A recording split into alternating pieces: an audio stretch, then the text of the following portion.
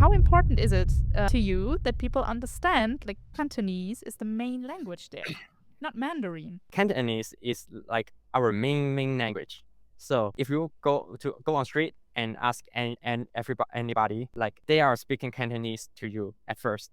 Yes. However, I think Cantonese are just one of the language that we speak. Since in our Hong Kong education, we must learn like 3 languages like English, Mandarin, and Cantonese. So therefore, it is quite flexible for us. If you are speaking to us in English or Mandarin, we can communicate. Yes. Welcome everybody to a new episode of the Connected by Language podcast, your one-stop shop for everything culture, language, and travel related. I'm your host Michele, and I'm joined by my co-host Michelle. So, for the people that have joined in for the first time, maybe I think it would be for the best if we tell us a little bit about ourselves, what we're about, and where we're from. Of course. So I'm Michelle from Germany. I speak German, English, French, and Spanish. And I'm a language education specialist at Tandem. That's interesting. And what is Tandem? So Tandem is a language exchange app where you can find language exchange partners for all the languages of the world. You can then chat with those people. You can call them. You can also have group experiences where you meet in audio rooms, which we call language parties. Oh, wow. Yeah. I also have been using Tandem a little bit to brush up on my Japanese, and I think it's time for introduce myself. Hi, my name is Michele. I come from Italy. I speak Italian, French, Japanese, and English, and I'm sort of like a nut when it comes to discovering about all cultures in the world and what makes them unique. And I think today is a very special episode because we're going to take one of the most interesting looks in one of the most unique places, I think, in this entire world. We're going on a trip to China, but for a very specific part of it. Today, we're taking a look at Hong Kong. Oh, nice. Yeah, are you ready? Because I found out some very interesting information about Hong Kong and its place. Because at first sight, when you start to do research, I'm going to tell you, things are pretty wild. Okay. So, let's imagine, let's do a little bit of thought experience. Let's say that you just landed in Hong Kong. You just go to the center, you're out of your taxi or your bus of choice, and there's going to be one element that instantly you will find very, very impressive. The skyscrapers. In fact, Hong Kong has a very interesting name attached to them because Hong Kong has more skyscrapers than any other city in the entire world. Okay. There's more than like 350 towers higher than 150 meters. That's no small feat. Not at all. That's very, very impressive. It has more than New York and more than Tokyo combined. Just as like a point of reference, you know? Wow. Yeah. Did you actually know that some of them are also feng shui like guided? Oh, really? Yes, even the skyscrapers. So some of them leave holes so dragons can fly actually through the mountains to the water. Okay. Yeah. I mean, if I were a dragon, I would be pretty mad if there was this big amount of towers Yes. through this. So I'm glad that Feng Shui has a rule for this sort of situation. And only dragons can go inside these towers, but also pedestrians have kind of like figured out a way to traverse the city in a very interesting way. Because in Hong Kong, there's this concept called the Central Mid-Level Elevator, which is the longest outdoor covered escalator system in the entire world. It almost is 800 meters on one singular escalator. Wow. Yeah. That's really long. That's really long, but I mean, it's a very important part of how people go from certain points to other certain points of the city. So it is a very, very beautiful and at the same time impressive piece of engineering. Yeah. And talking about going from one point to the other, there's the octopus card. And it's not What's that? not only used for transit, so you can use it for transit, but you can also use it for like buying snacks and groceries. So several things. All in one? Yeah, all in one. And locals even joke that it's more useful than your bank card. Wait, it's not attached to it? That's insane. Uh-huh. Every time I come home into any like sort of European places with so many different cards for medical, for banking, for transport, it would be very nice to have everything into one singular place. I think that's something that a lot of other countries should be thinking about. And speaking about transportation, I think if I had to take a guess, the card can be used in one of the most important pieces of transportation in the entirety of Hong Kong. The ding dings. These Hong Kong's trams dated back to 1904 are double-decker time machines, and they only, at least without the octopus card, I would assume, cost only a couple of Hong Kong dollars. But what you get out of it, it's some of the cheapest views of the skyline of Hong Kong that you could get there. And they're very cute. They're all colorful and they're all different shapes and sizes. It's very nice to see them like going across the city like that.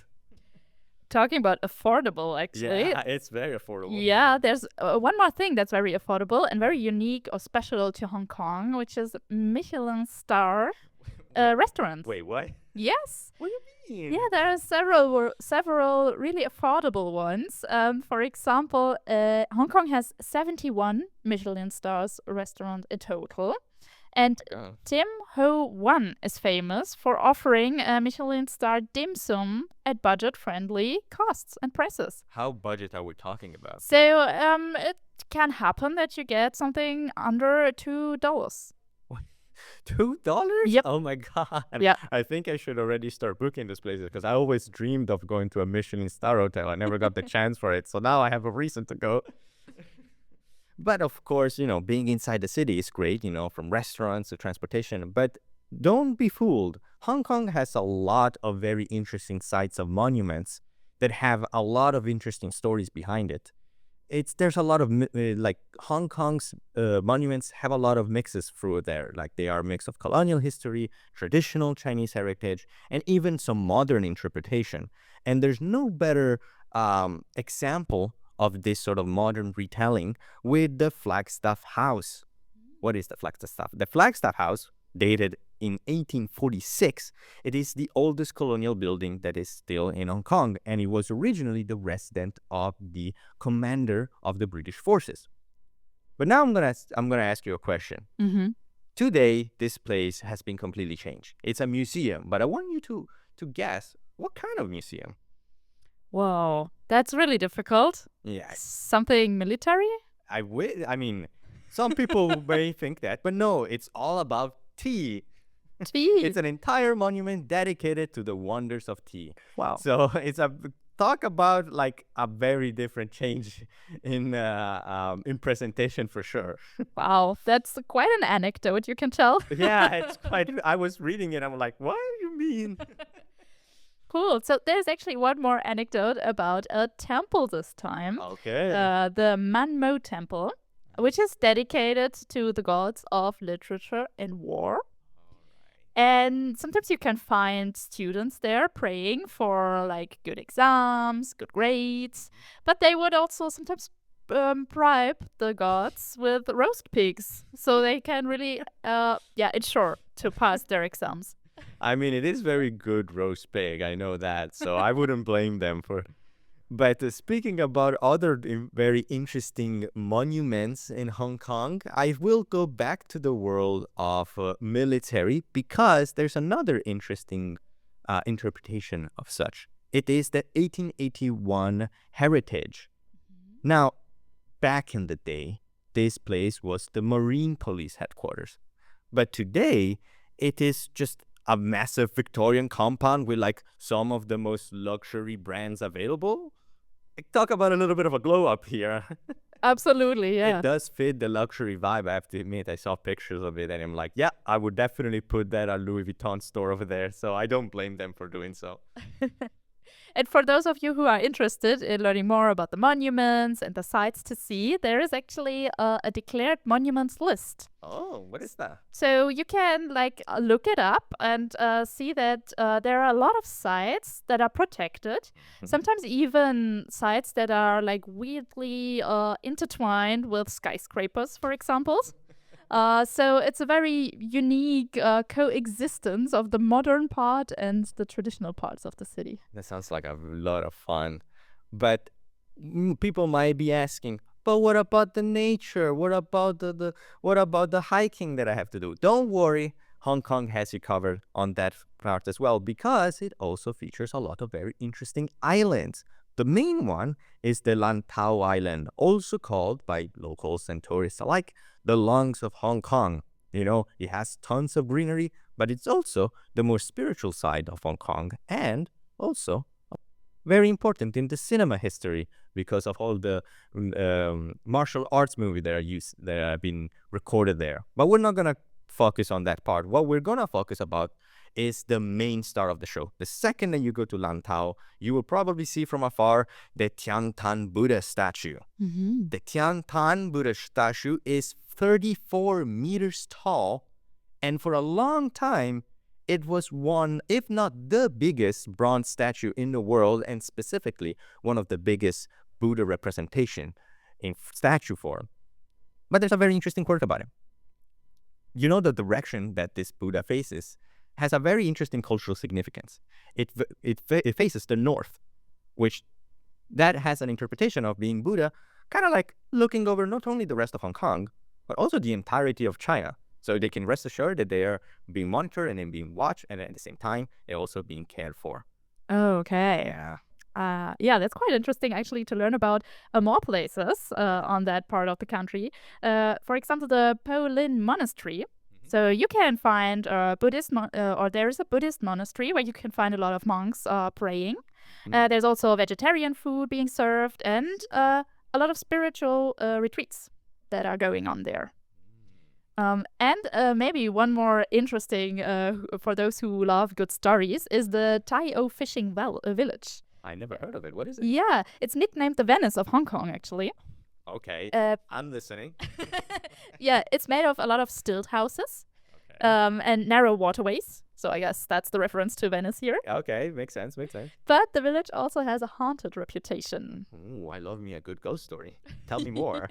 Yeah, locals speak of ghost boats and ancestral spirits coming along those narrow waterways, which can be quite foggy. So you get the impression that there can be ghosts around there.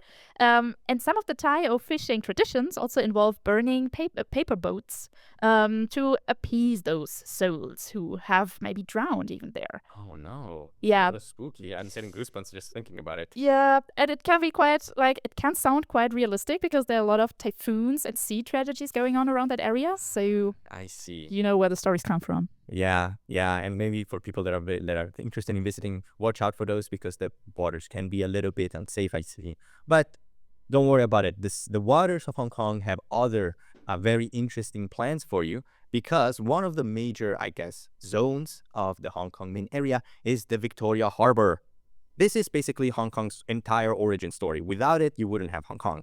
And it's basically, at the beginning, was a very important strategic position due to the fact that it was a very huge part for commerce and trading. It became easily one of the most important global trade spots in the entirety of the world. But today it's more of a sight for sore eyes, if I said the word correctly. I have to check that.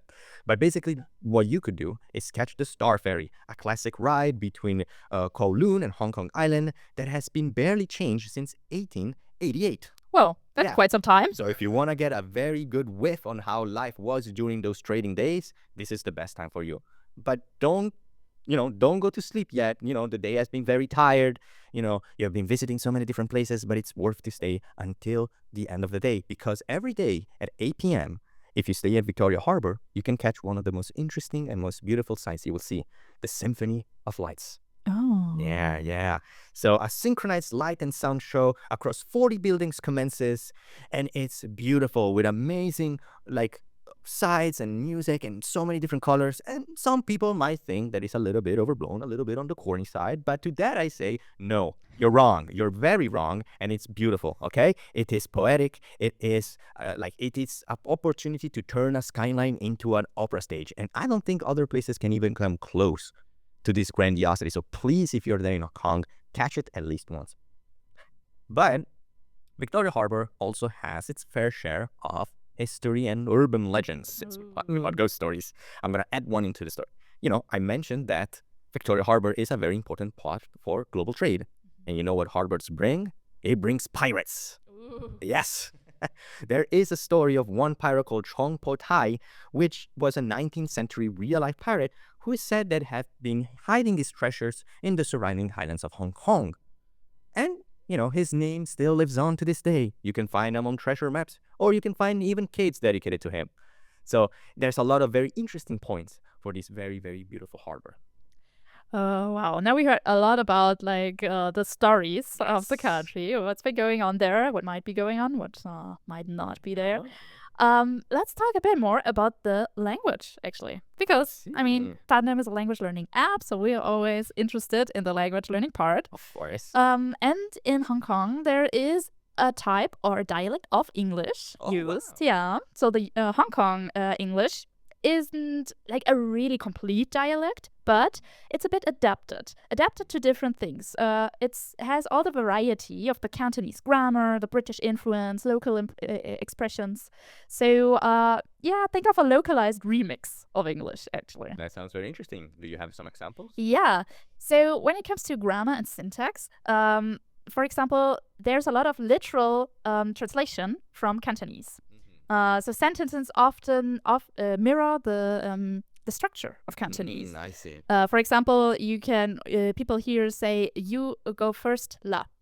Yeah, so you could find these particles in English sentences. And you can also see the structure, like in the example, "can help me to print." So there, the subject is missing, just because in common spoken Cantonese there is no subject. Interesting. Yeah, and sometimes the articles and the prepositions are missing too. So you can hear someone say "go to airport" instead of "go to the airport," and it might be perfectly normal over there. I see. Okay, that's very interesting. But, if I'm going to try and go there, I need to learn some of the words, some of the expressions there, not just syntax. Do you have maybe some expressions and idioms that I could use to impress some locals there? Yeah, so I also have some examples here. There are actually some borrowed phrases unique to Hong Kong. For example, add oil, which would mean something like keep it up or you can do it. Okay, Yeah. I like that. Then there's an expression, open rice, which means that you start eating. Okay, it makes sense. Yeah, you could kind of guess that one. And then there is an expression which is called chop, and it stands for a stamp approval. Ooh, I like that. I want to start using that. Chop. Yeah. I like the sound of that a lot. Chop. So those can be a bit useful for you. And then there are a lot of British English hangovers too, actually. Like, for example, you would say lorry instead of truck. Oh, a Not lorry. right, Oh, I haven't heard that in a while. Yeah, me neither. Absolutely. But something like queue up instead of line up. Okay. That's maybe a little more common. Or flat for apartment, petrol for gas, rubbish for trash. I still use rubbish all the time, even though I have an American citizenship. I love the word rubbish. So I'm like, I get it. Rubbish is such a good word. So probably you would feel at home in Hong Kong. At least when I say the word rubbish. I don't know about the other side, but rubbish specifically, yes. When it comes to rubbish. Okay. And then about the pronunciation. So there are some differences too. For example, the consonant endings are sometimes dropped or softened. For example, when you say food, it might sound like foo. And you kind of got to get the connection that you mean food. If you're there, you get used to it. Yeah, but in the beginning, it can be a bit confusing. Then there is sometimes the R and L confusion. That's quite common for Cantonese speakers. So when you want to say right, Cantonese speakers might say light instead. And then you also got to kind of connect it from the context, which one is meant. And the syllable timing is a bit different. So English is a stressed timed language, while Cantonese is a syllable timed language. And this makes a difference because then if Cantonese people who also know Cantonese speak English, they might kind of mix it up a bit. I see. Yeah. That makes sense, actually. That makes a lot of sense. So Hong Kong English has a really rhythmic sound there. Yeah. And actually, what's quite interesting too is that there's kind of a code switching between the languages. I've heard of that name. I never fully understood what it meant. Could you Yeah, it means that the languages live alongside, and people sometimes mid-sentence change the language. That's awesome. Because they use both languages anyway. And it can happen that someone says, for example, that guy is very gang, and then an English speaker would know what gang means. Yeah. So it's powerful or cool in Cantonese. So they would just mix up those languages, and then That's what it means. So I guess if you're going to Hong Kong, you better brush up at some of the Cantonese vocabulary, because even if you're trying to speak as much English, you will have some of them enter in. And it is worth it to learn a little bit of the language there, because if you're coming to Hong Kong, there are some very important celebrations that you can experience. And one of my favorites that I researched was the lion dance. Ooh, tell me more about it. So the lion dance is a traditional dance usually performed during Lunar New Year and other major festivals. And the main, at least, like, idea of it is to chase away the evil and bring luck. But the method is what is very interesting. You do create a lion costume. And the two dancers, sit inside the lion. One is on the front that controls the head, and one of them controls the back and the tail. And they kind of go in tandem, dancing and getting spirits away. This, as I said before, is a cultural blessing. So often you would not only see them during like big celebration, but also during very important periods. For example, the opening of a new business, to cleanse away the opening. And actually, there's a specific other ritual attached to it, where the lions eat and spit out their favorite food. And can you guess what their favorite food is? For lions, probably meat. No, it is. I mean, in real life, it might be that, but in this case, they love eating lettuce. Oh, Yes, the lettuce, or at least eating the lettuce, it's the symbol of fortune in these celebrations. They chew it up and then they spit it out to spread wealth across everybody that witnesses. And these lions aren't just any sort of lions or sort of costume. They have their own personality. In fact, there's like two types of lions. There's the northern lion and there's the southern lions. And like any sort of divide between northern and southern, there are differences within this little niche. Just like it's northern lions, technically, they have very shaggy manes and they are a lot more playful in the way that they act. If you really want to have the actual cleansing, a lot of people turn to the southern lions, because southern lions are more fierce. They're more fierce, and their exaggerated expression are so powerful that sometimes they can scare off bad spirits a little bit more efficiently than the northern lions. You can see these little lions playing around, and technically you could play alongside them. But there is one rule that people should be aware of. You are allowed to touch the lion's head, but if you do it without the permission of the lion, that can be considered offensive to the spirit and can bring a lot of misfortune. So be careful out there. Oh, okay. Yeah. And here we have the topic of spirits again. Yes, I'm sorry. I have to come back to spirits. I love learning about spirit stories. I think they're very fun. And there's actually one more fact about the lunar calendar. The 7th month in the lunar calendar is Ghost Month.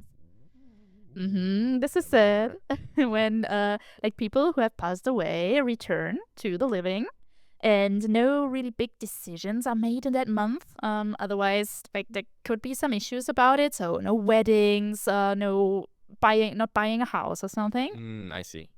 Also no swimming, so you don't drown. So Okay. there are kind of some rules you A should lot of them. like remember.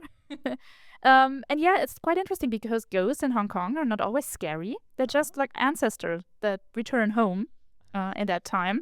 And the ritual just show also like deep Confucian respect for the lineage, and the line, like the very thin line between life and death, that is there sometimes. So in Chinese cosmology, you like hear that very often. I see.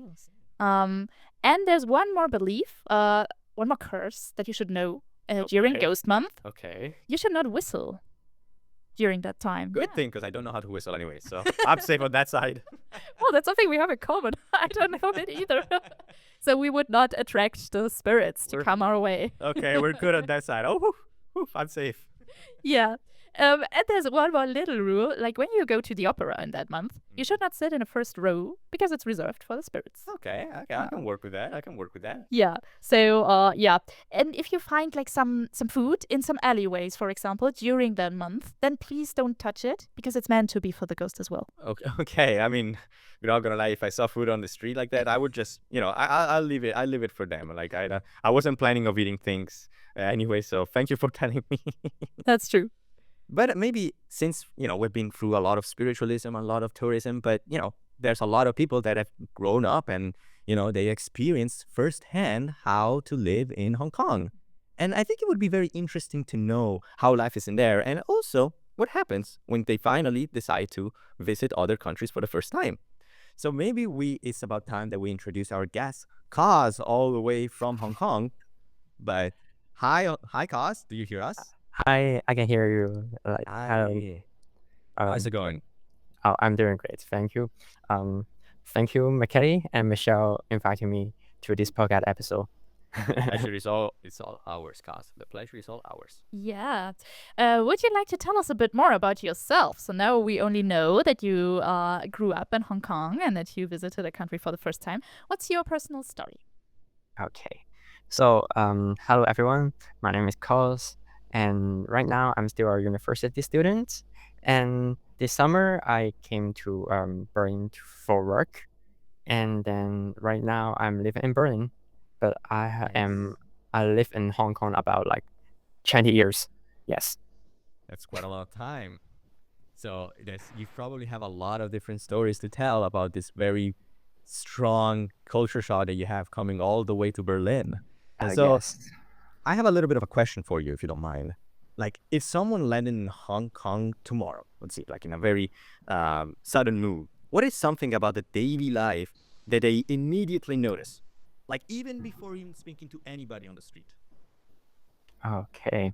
So the first thing when people are arrived in Hong Kong tomorrow, like the first thing they will notice, like just you mentioned it, like the skyscrapers, because the skyscrapers are the density between the skyscrapers are too high. Like, unlike in Berlin or in Europe or in Tokyo, like because in the center of the city, usually skyscrapers are very usual to see. You can see it anywhere. But like apart from the center of the city, like all the buildings are very short, right? But in Hong Kong, it's different because in Hong Kong, most of our people most of us are living in a housing called public housing. So our public housing, usually like we got 38 levels. So so yes, and personally, me and my family are actually living at 34 floors. So so it's very common to see tall buildings in Hong Kong. And the other thing that you will notice immediately would be like the food, because besides the local food in Hong Kong, like the wonton noodles, the dim sum, also the fish balls, and so many things. Actually, our food culture are quite global because we have a lot of different kind of cuisine in Hong Kong, like Japanese food, Korean food. These are very basics. Like, but even the Western food we have a lot of it. Like, only you can imagine, and we have it. Yeah. Okay. At least so you're always gonna find something to eat no matter what. That's very, very exciting. This is not the same in Italy. In Italy, it's there's very good food in there, and some other type of cuisine you're not gonna see any of it. So don't even try to get Vietnamese food in Italy. It is terrible. Just so you know, as a little bit of a little divergence, I guess. Okay, it's quite interesting, cause to hear about what would be the first thing to see. Is it actually also true that shops in Hong Kong are closed or are open late and also rarely close? Because that's something I heard that is quite different from other places in the world, and people would notice completely or immediately. Yes, for sure. Um, uh, because I think I in my memories, like because I've been a long time not living in Hong Kong right now. Yeah, Like, been a while. I think in Hong Kong, most of the shops are actually like close at 10 o'clock at night. Okay. Yes, it's compared to like Europe or Tokyo or Japan or Korea, the shops are open pretty late. But other than the usual shops you see on street, like clothings and maybe different kind of shops, the restaurants are open most very late, usually Oh, like boy. 11 o'clock and 10 o'clock. Yeah. Okay. Yeah, that led to like of living in Paris, because like that's a lot more difficult to find places that are open at that time, right at time that you should close a lot earlier. So it's very refreshing to see. So Interesting, because like it seems that it's a very non-stop rhythm. You know, everything is closed until very late. And do you think this non-stop rhythm shapes how people in Hong Kong live or connect with each other? Yes, definitely. Because I think, uh, um, since in our working hours in Hong Kong are actually like pretty long. Not gonna lie, like people are start working from at 9. Like I'm talking about like the most normal office job. People start working at 9 o'clock, and then because we have culture like the overtime culture in working culture. Therefore, usually a company will say usually the off work time would be like 5 o'clock, but most of the officers are actually like work until 7 or 8. Yeah. And then, yes, it's very crazy. When I came to Berlin, and I noticed, oh, what? You don't have overtime culture here? Yeah. I think that's something that it doesn't happen here in Europe as often. So it's definitely very shocking, to be sure. Yeah, it depends a bit on the company, but Of course. gladly, it's not the common thing Yeah. with the overtime culture. Yeah, but what is then actually a way to have fun or to unwind a little in Hong Kong? Hmm. Oh, uh, it's very interesting because it depends. It depends. Like, so, you have like, for me personally, I have two choices to go when it is like the weekend and the holidays, or where when I'm free. Like the first choices would be like go to shopping malls in Hong Kong.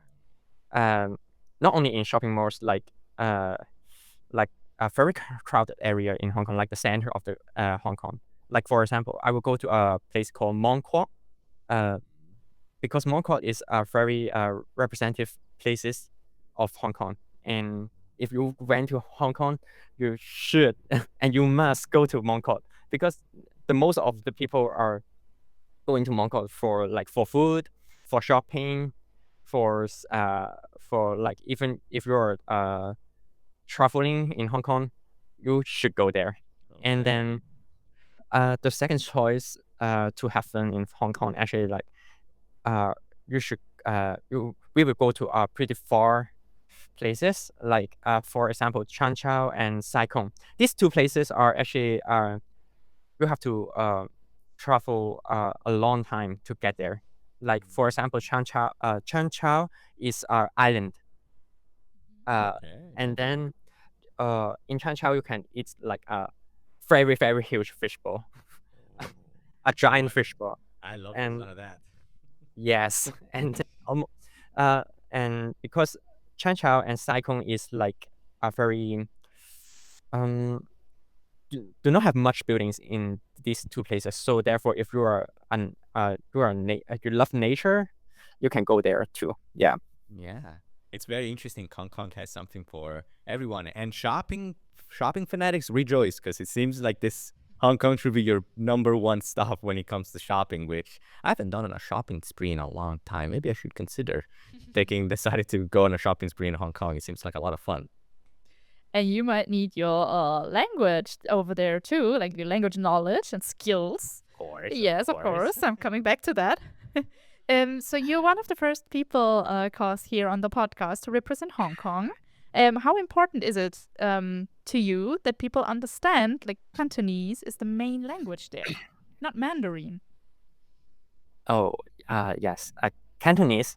First of all, I'm not saying like every people came to Hong Kong should know that we speak Cantonese as our local language, but Cantonese is like our main language. So, uh, if you go on street and ask anybody, like they are speaking Cantonese to you at first, yes. But however, I think Cantonese are just one of the language that we speak, since in our Hong Kong education we must learn like three languages like English, Mandarin, and Cantonese. So therefore, it is quite flexible for us. If you are speaking to us in English or Mandarin, we can communicate. Yes. Ah, that's very nice. So you don't necessarily the people growing there not necessarily have a very, I don't want to say strong identity, but Like they are always available to speak English and it's accessible. It's very interesting because a lot of countries, especially in Europe, don't get that sort of flexibility. Places, like even Italy or France, like their main language is expected for you to know. And whenever you're trying to speak in English or other languages, it's always very difficult for them to understand. So it's very interesting to see someone be as dynamic. But people coming to Tandem, they're willing here to learn a lot of different languages, including Cantonese.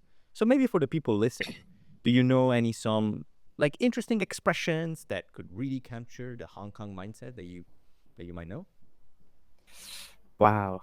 It is a very hard question because like because as you guys just mentioned about like we have a lot of different phases and like code changing word, like we have like code switching, sorry, the code switching thing. Therefore like just Michelle said, like the OT is one of the most most talked phrases that we taught in daily life. Like probably for example, like if I'm asking for a friend to go to have a dinner at night, um he will say like I'm sorry, like tonight I have to OT. This is like a very common thing to say in Hong Kong.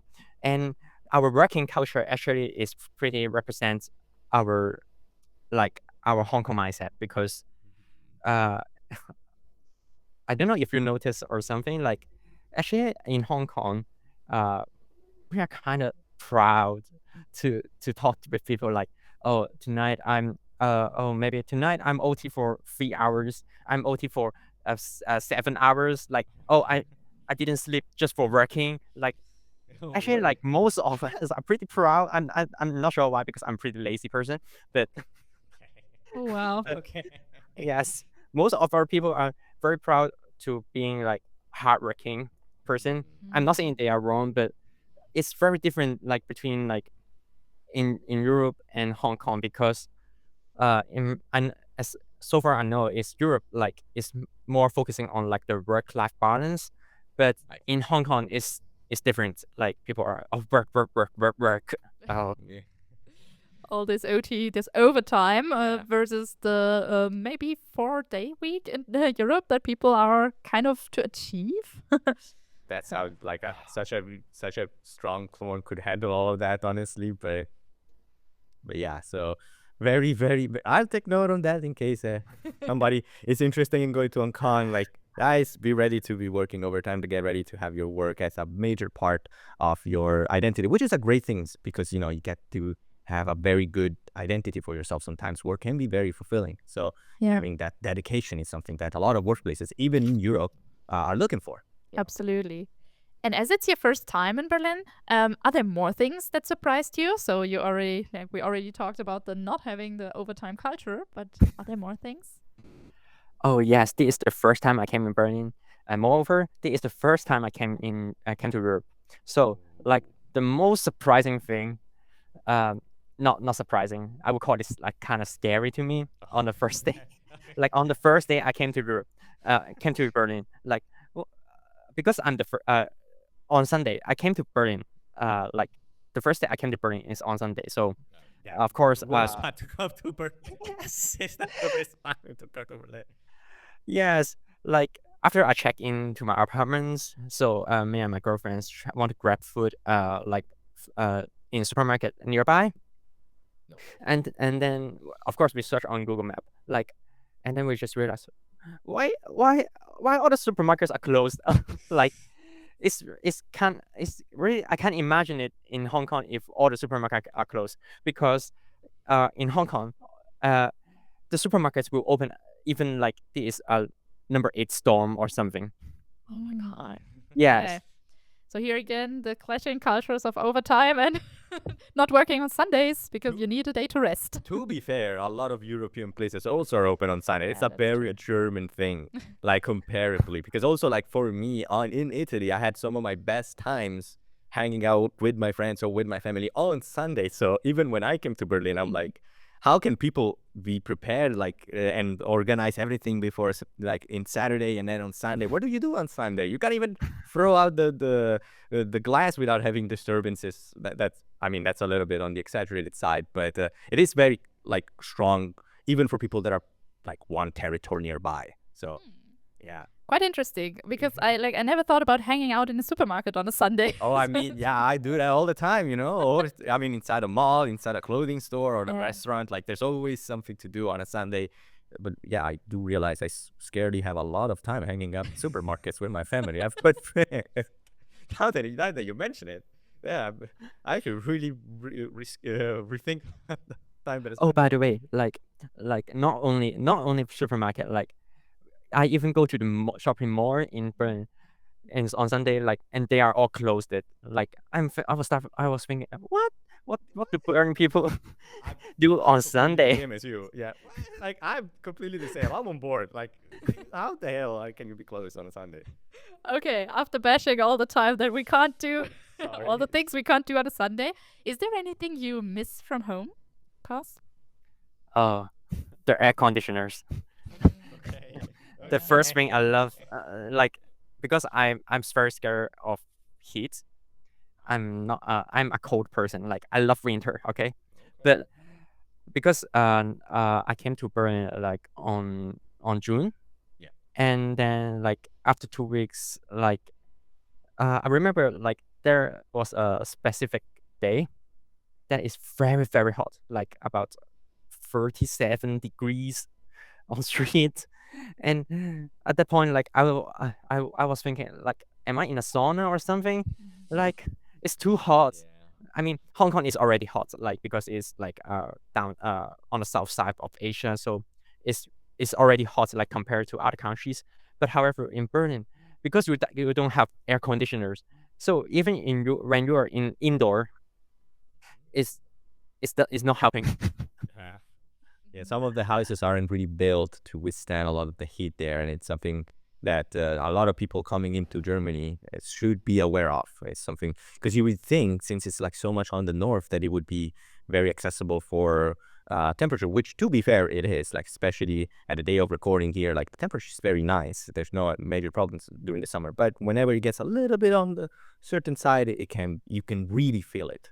And you know, it's always a rush trying to find a way to survive. And to me, there's always an adventure. I don't know about you all, but like I love scrambling to find ways to cool myself during these hot days. So yeah, it's an adventure on its own. Yeah, gotta be creative on that side. Exactly. Being creative, use ice cubes, or like find ways to create current, or I don't know, like it's always so many things that you can do. Oh yes. Therefore, me and my girlfriend stopped going to the supermarkets. Even we don't have things to buy, because we know supermarkets are going to count their air conditioners. At least there's one thing. At least But not on Sundays. not on Sunday. Remember, not on Yes. Sundays. Yes. Are there any Yeah. habits you picked up here in Berlin that you want to keep when you go back? Oh, actually, like, I was I think I might keep recycling the bottles, the plastic bottles, back when I'm back in Hong Kong, because uh in Hong Kong you don't get paid, like, you don't get the money or the discount thing by recycle the plastic bottles. But in Berlin, when you recycle one plastic bottles, you can get like 25 cents. I was like, what? Yeah. This is, yeah, I'm going to be a millionaire if I keep recycling the bottles. Like, I will just go out on the street while I'm off work, and then just start picking up the plastic bottles. A lot of people do that. It's a legitimate thing that they do outside. Yeah. A lot of people that, especially in very busy areas, tourist area, there's a lot of like bottles that people usually pick up to collect this fund. So it is a very, very interesting way to promote recycling in some way or another. And honestly, it's one of the greatest inventions of all time, I have to say. Italy tried to replicate it a couple of years ago, but it's not the same. Okay. It's not the same, because you have to use an app and you have to create like accounts. And I'm like, this is not, I don't want 15 euros off a Zara purchase. I want the specific coins in my hand the second that I give that. And that's what life is all about. So like, kudos to Germany for creating one of the best ways to promote recycling. It's definitely working on a lot of you. So guys, you've been for a little while here in Berlin. Have you tried to learn German or any other European languages? Oh, actually, no. Like, Because like I'm not a very big fan of European languages, so Why is that?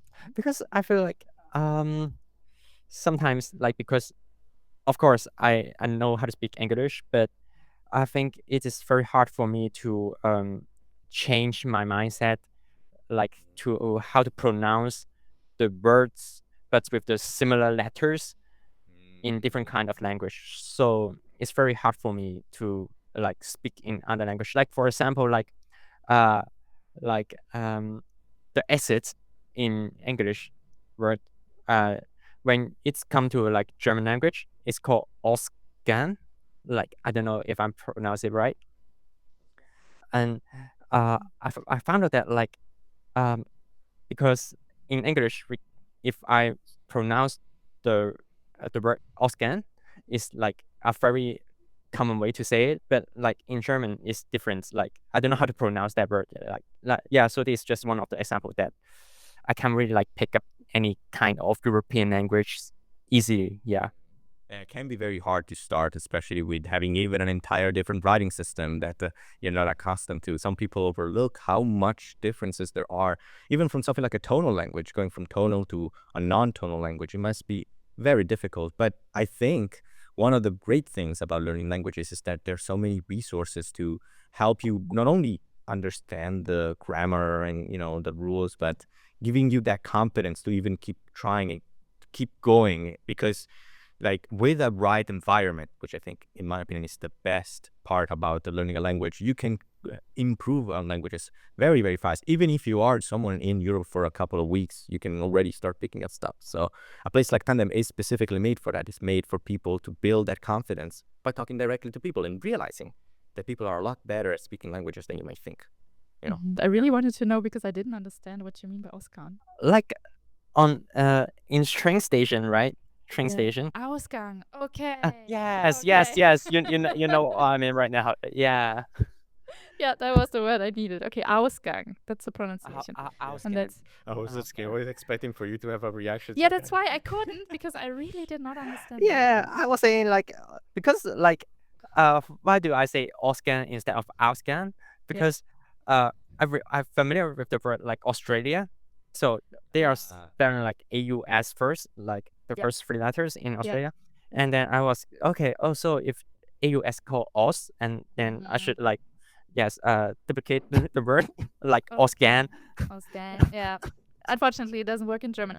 But now I get it, and it's really kind of interesting because I never thought about it that if you have learned one language from a different script, and then you try to learn another language with this script, you kind of want to apply the same pronunciation rules, and that just doesn't work. So I never thought about it, but yeah, it's a really big challenge. Okay, get it. There's a lot of like these tiny little changes in pronunciation also in Latin languages. Like for me, I cannot get used to say euro instead of euro. For me, that's insanity too. Like I always forget about it. Like it happens a lot more often. Like this little changes in not only in script but also like tiny little changes. They make a very big splash. Exactly, because people that just don't understand. Like with Ausgang and Ausgang. Yeah. Okay. Yeah. And German itself is a pretty difficult language. I know. Yeah. So there's a lot of examples of this sort of miscommunications and but it's all about trying to learn and practice and getting to talk with natives. Yeah, so Carlos, actually, living in Europe, have you noticed yourself seeing Hong Kong differently in a way? Oh, I mean, yes. Not just the culture, but also the place itself. I mean, like because the first thing came in my must be the working culture. Yeah. And like I was thinking because not even in Hong Kong, also like Japan and Korea, I know that these two places also have a very straight, very tough working culture.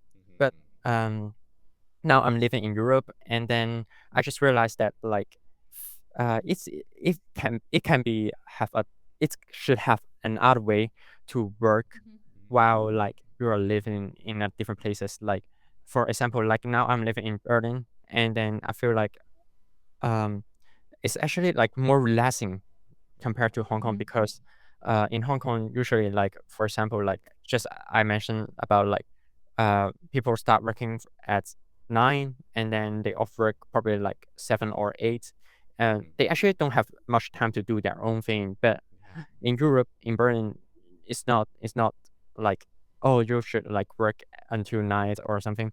You off work very early and then you can start to think like oh what should you eat? What will you eat like at night or like what will you do at night? Probably you can go to club or bar or something. So it's very different. Like Mhm.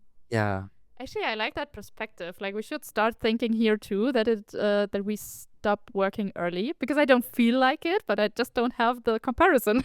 Yeah. So it's quite interesting. I will keep that in mind. And I always struggle with like the times here in Berlin, and I'm like always feel like, oh, when I get off, like I have to take a lot of trains to come back home, and it takes a long time, especially if you're living a little bit outside. So now I feel like it could be even more chaotic. Yep. I'm taking things for granted. So thank you for the perspective. I'll think about it for the future.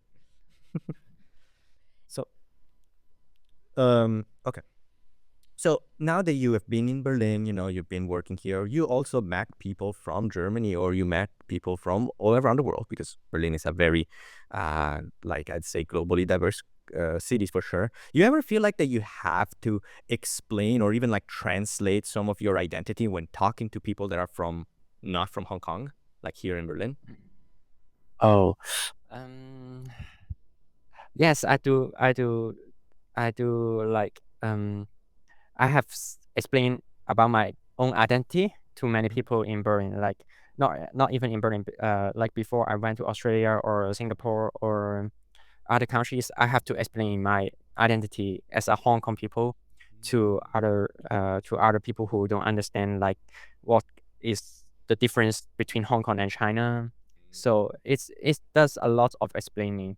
So but however, I feel like it's I'm not being like tired, exhausting, or mad or unhappy about explaining myself. I love to explain my own identity or to share my place to them because uh after all, I feel like Hong Kong is a very nice place to came to if you love eating food or you love to travel uh to do to do so many activities but in a short time. Hong Kong is the best place because like Hong Kong is a very small places. You can go from one end to another end just in between like 1 hour and then yes, and then you only need to take 30 minutes uh of riding on a car to get from like in the center of the city and just go to a mountain anywhere because Hong Kong have a lot of mountain.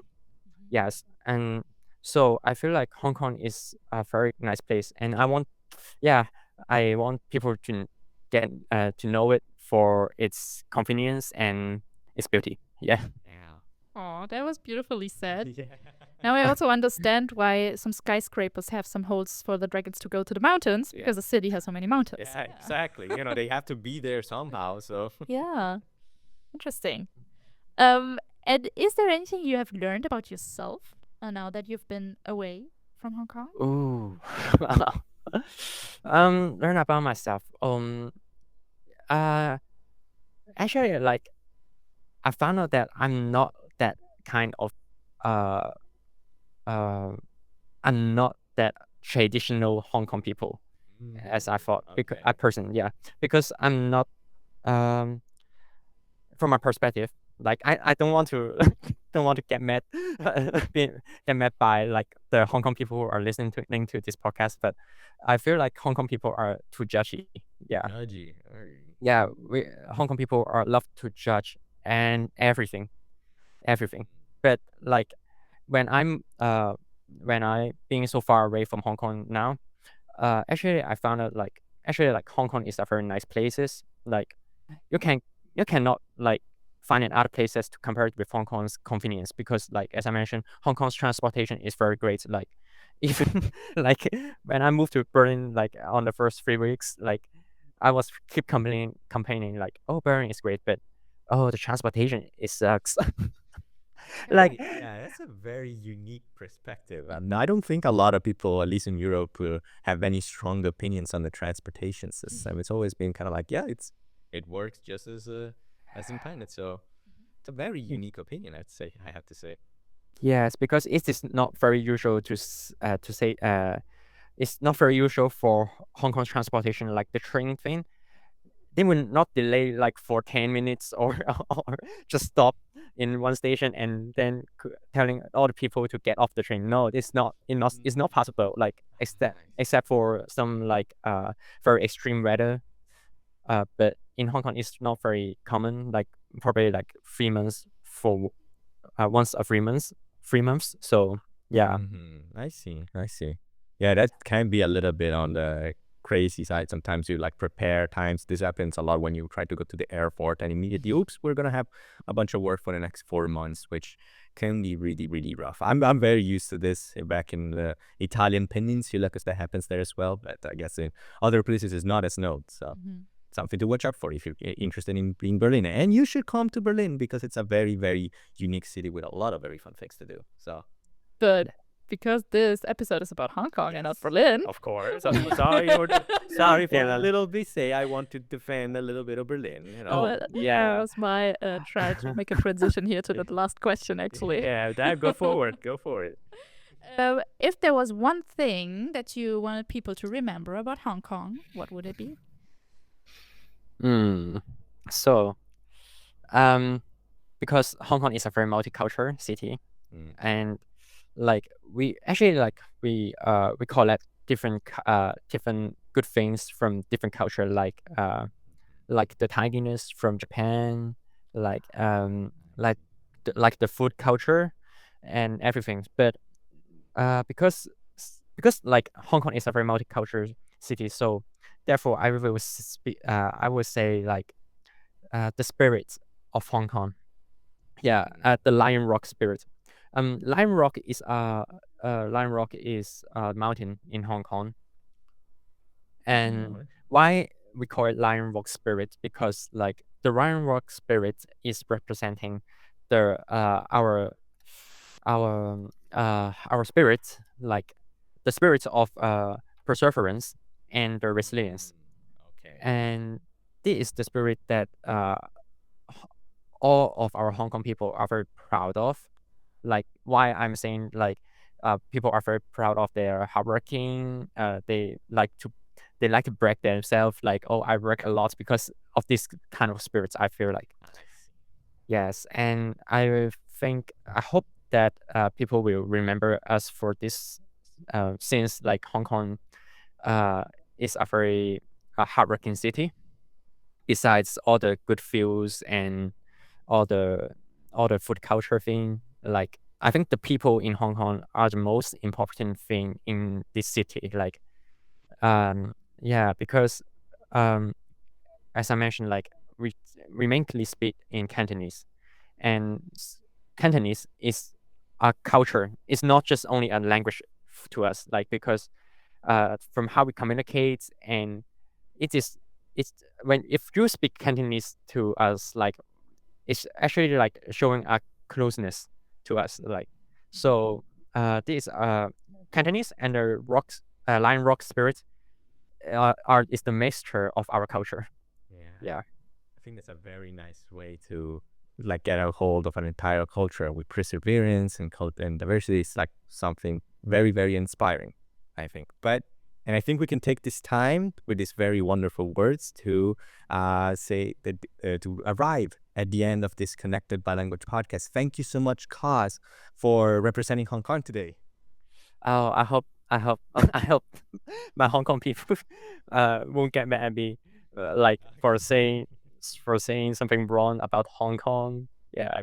Everybody has their story. Everybody has their own little Yeah. culture journey. So I think they will be understanding. But with that, thank you so much for joining this episode of the Connected by Language podcast.